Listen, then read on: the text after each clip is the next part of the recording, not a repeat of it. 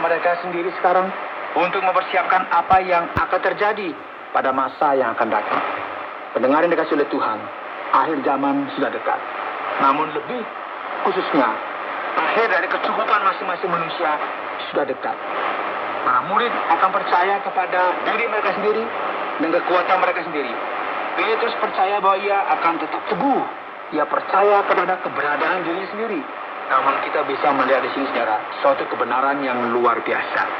Bahwa sebelum akhir dari segala sesuatu ini, kita akan mengakui ketidakmampuan kita. Supaya kita mengakui bahwa Dialah Allah. Dan supaya kita dapat menerima keselamatan. Dan melalui ini, kita tidak akan terkejut dan ditangkap oleh para penjaga ketika waktu akhir nanti tiba di sini.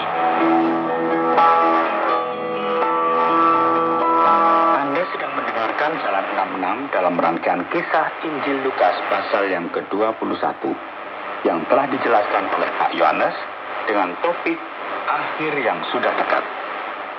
Luar biasa sekali Pak Yohanes. Terima kasih untuk penjelasannya.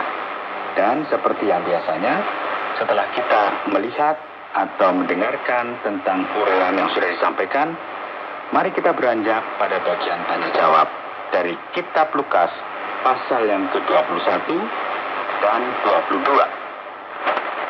Pak Yohanes, pasti ini merupakan akhir.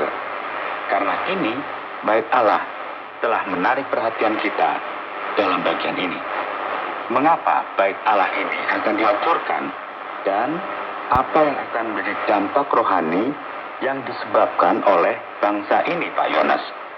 Memang sebenarnya bait Allah ini merupakan pusat dari kehidupan keagamaan dari orang Yahudi. Israel telah terbentuk dan sejak zaman kerajaan, sekitaran bait ini yang dibangun oleh Salomo yang kemudian dihancurkan oleh bangsa Babel, kemudian dibangun kembali setelah masa pembuangan. Bait Allah ini juga bertahan dalam masa yang kacau, yaitu ada zaman Makabe.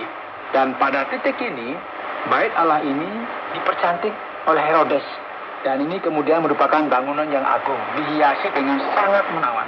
Dan ketika Yesus berkata bahwa bait ini akan dihancurkan, dan penghancuran ini akan dijatuhkan kepada setiap bangsa sebagai bentuk penghakiman.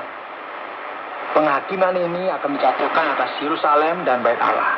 Dengan cara demikian, hal ini berkaitan dengan suatu fakta bahwa gagasan tentang Allah tidak lagi dipusatkan kepada bait tersebut sebagai referensi pusat penyembahan.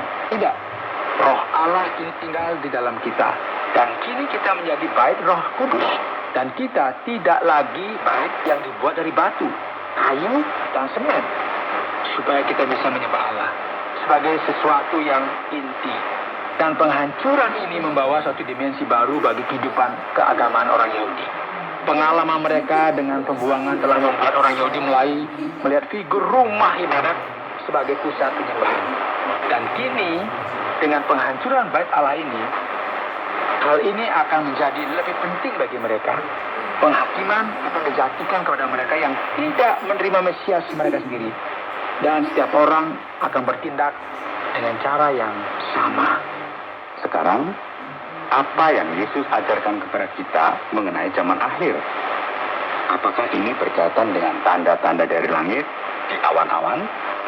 Apa yang Kristus akan lakukan dengan bintang-bintang misalnya?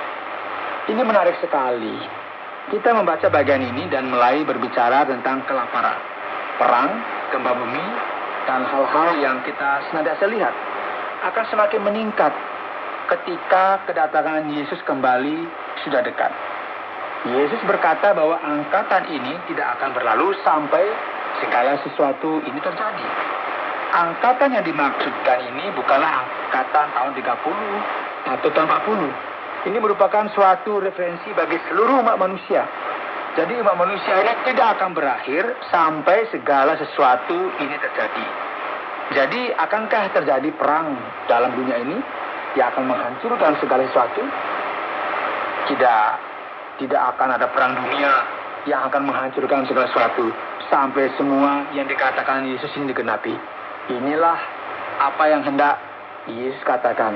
Dan di tengah segala bencana alam yang diakibatkan oleh ulah manusia sendiri, kita juga akan melihat sesuatu yang tidak diakibatkan oleh manusia yang ada di langit. Kini pertanyaannya adalah, jika Yesus adalah penyelamat jiwa kita, penyelamat hati kita, apa kaitannya ledakan planet dan ledakan bintang dengan Yesus? Sebenarnya, Yesus adalah pribadi kedua dalam Trinitas. Ia adalah Sang Ilahi. Oleh karena itu jelas sekali bahwa Yesus membawa keselamatan kepada kita. Ia wafat sebagai manusia, namun ilahi pada saat yang bersamaan. Keselamatan ini memiliki tingkat kosmik. Oleh karena itu, hal ini berkaitan dengan kekuatan alam yang juga dipengaruhi oleh kematian dari anak manusia ini. Jadi segala sesuatunya kini menjadi masuk akal ketika kita menyadari kemahadahsyatan pribadi Kristus. Lukas pasal yang ke-21 ayat 24 berbicara tentang bangsa bukan Yahudi. Apa arti ungkapan ini, Pak Yohanes? Dan apa yang akan terjadi di sini? Ya, kita perlu memahami ungkapan ini dengan penerangan yang kita peroleh dari Perjanjian Lama. Apa yang terjadi di sini? Allah membuat suatu janji dengan bangsa Israel, dan Allah tidak meninggalkan dunia ini. Allah sedang bekerja, dan Dia campur tangan dalam semua hal ini.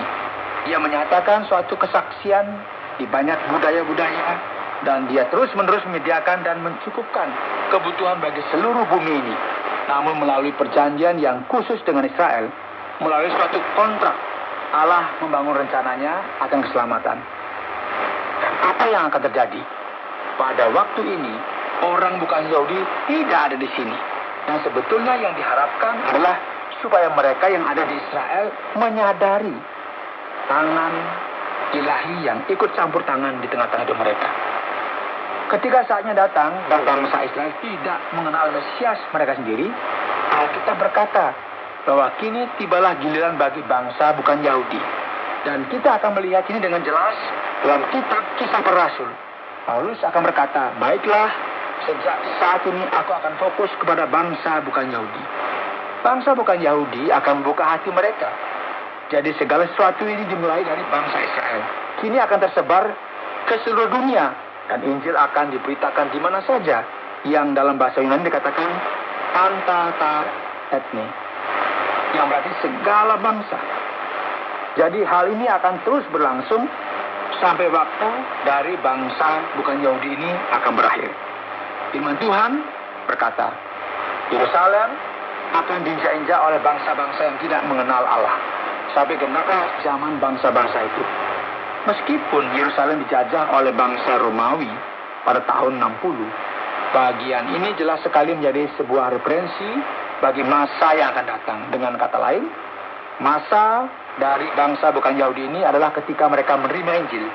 Dan dalam waktu-waktu ini, kekuasaan atas Yerusalem akan menang sampai kepada waktu dari bangsa bukan Yahudi ini akan berakhir. Banyak ahli percaya bahwa Israel menjadi sebuah bangsa yang merdeka pada abad ke-20 ketika Yerusalem merdeka pada tahun 1986. Dan ini sudah menjadi masa yang berkaitan dengan ayat ini. Sangat mungkin. Namun ada beberapa hal yang terjadi supaya hal ini dapat digenapi. Namun mungkin yang kita miliki di sini adalah sesuatu yang luar biasa. Dan sekarang, sesuatu yang mungkin akan menakutkan setiap orang adalah ketika iblis masuk ke dalam suatu gambar. Coba perhatikan ini. Apakah benar bahwa iblis dapat merasuki seseorang? Di awal pasal 22, Lukas berkata bahwa hal ini terjadi kepada Yudas. Jadi bagaimana ini, Pak Yohanes? Ya, banyak orang yang lebih cenderung kepada sisi kemanusiaan, tidak suka mendengar tentang hal ini. Namun memang luar biasa ya, bahwa kerasukan setan ini merupakan sebuah realita yang tidak dapat kita pungkiri. Benar sekali, bahwa ada orang yang dirasuk oleh roh jahat. Dan kita melihat bagaimana iblis merasuki Yudas Iskariot. Namun ini tidak berarti bahwa kita kini bisa berkeliling sambil berkata, nyala setan. Karena ini sebenarnya bukanlah setan. Ini semacam roh jahat. Iblis yang merasuki seseorang tidak seperti kasus Yudas, di mana setan sendiri yang merasukinya. Demikian berarti. Berikut Satu pertanyaan terakhir mengenai perjamuan terakhir, Pak Yohanes. Hal ini berkaitan dengan perjanjian baru. Perjamuan seperti apakah yang akan terjadi mengganti perjanjian lama ini? Karena perjanjian lama sendiri pun memiliki rangkaian perjanjian di dalamnya.